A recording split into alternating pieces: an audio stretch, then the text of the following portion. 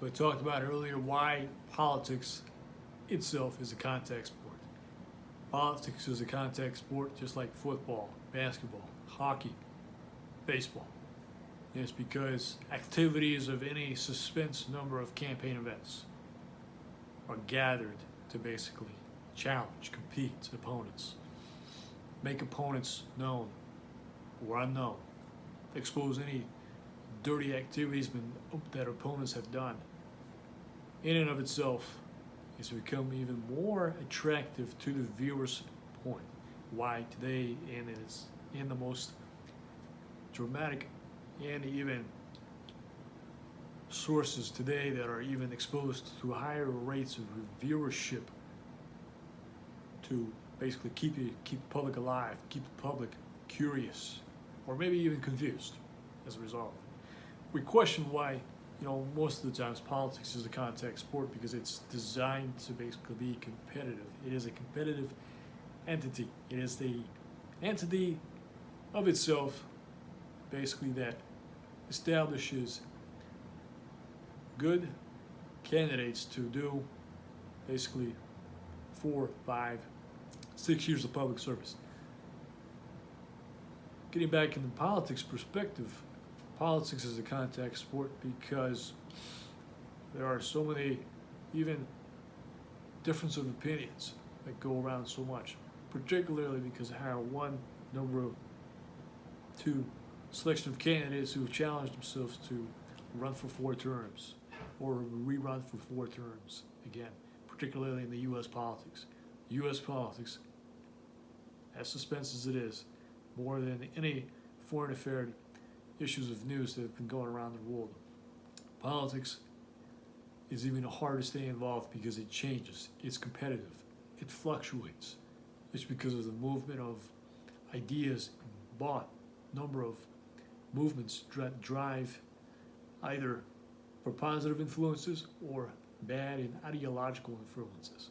Now, if you've studied history, you've probably heard about how much of, the worsening of Lenin's ideological influences have spread around all of Russia, or how much of Stalin's ideological communist ideas have spread across Soviet Union, or the influence of Mao Zedong in the Red China have spread across to retain the Chinese Communist Party as of today, which is yet to still some of the ideal principles from Mao's time frame is now being adopted by Xi Jinping today.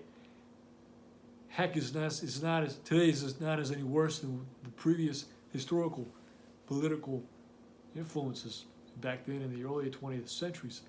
You do your history and research, you can understand the approximate number of worse political events that have happened more so than today.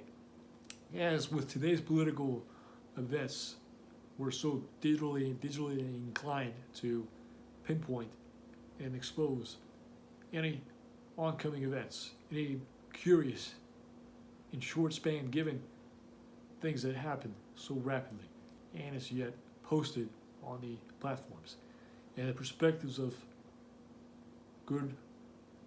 there's good reasons, and then there's of course bad reasons why politics, the political arena, it gets ruined and yet reshaped for the better outcomes of even yet when there's good people involved, there's more good formulas to be implemented. When there's bad people involved, there's bad formulas that get implemented. So you have good formulas and you have bad formulas. Bad formulas just as well implements the competitive strife, illegal actions, any bad ethics that come in. The good ethics, the good formula drives more good ethics, more good number of people that can lead a country. Particular reasons why in today's suspense of political arena that we're in, yes, it is like a boxing ring where the two opponents get in the ring to fight each other, to battle each other for the victory. In this upcoming primary debates between Democrats versus the Republicans, there'll be multiple opponents gathering together to fight in the ring, to take really as many punches as they can in the faces So, give you to give you my perspective in the analogy you can carry forward. Like it, love it, share it, make your minds up to it, be ready.